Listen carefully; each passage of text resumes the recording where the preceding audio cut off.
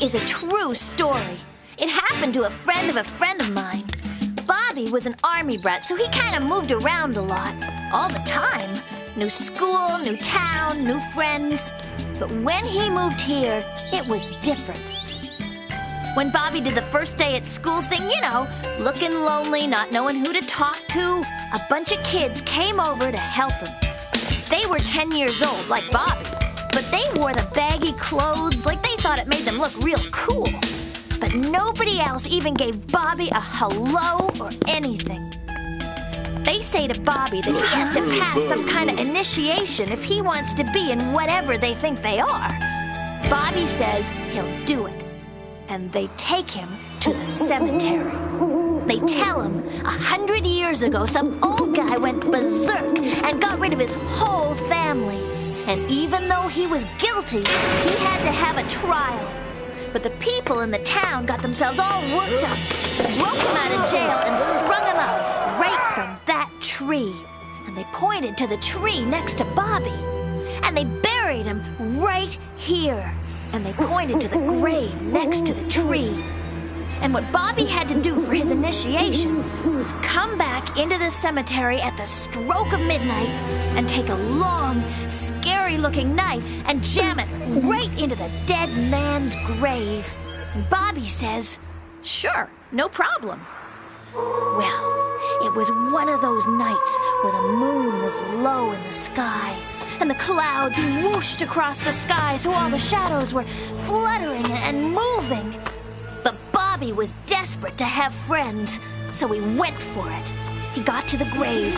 He stood over it. The shadows seemed to be creeping up on him. And then he heard this real, spooky kind of moan. It froze him. The moan got louder and wavier and weirder. It was like coming from the grave. Bobby figured it had to be the guys hiding behind the tombstone trying to scare him. But then a big, dark cloud moved in and seemed to stop right in front of the moon. It got really, really dark. All he could see was the silhouette of the tombstone and a person. Maybe. He wasn't sure what it was, but the howling was still going on. Bobby pulled up all the bravery his 10-year-old body could muster. He crouched down over the grave, pulled the knife out, and plunged it deep into the earth. He waited for something to happen, but it didn't. Huh? Nothing. Just silence. He could go now. He got up, but something grabbed his leg. He tried pulling away, but whatever it was held on. He, the thing, the ghost, whatever, was keeping him here at the grave. Bobby screamed the longest, loudest scream anyone ever heard. That's when the other kids came out of hiding. The dark cloud finally passed, and the cemetery was once again bathed in moonlight. Bobby was sure glad he wasn't alone. He started to tell the guys about the thing that grabbed him from the grave.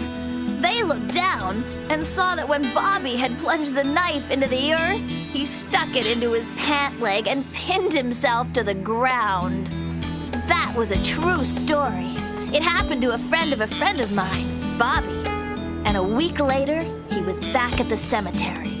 Only this time, he was the one hiding behind the tombstone and howling.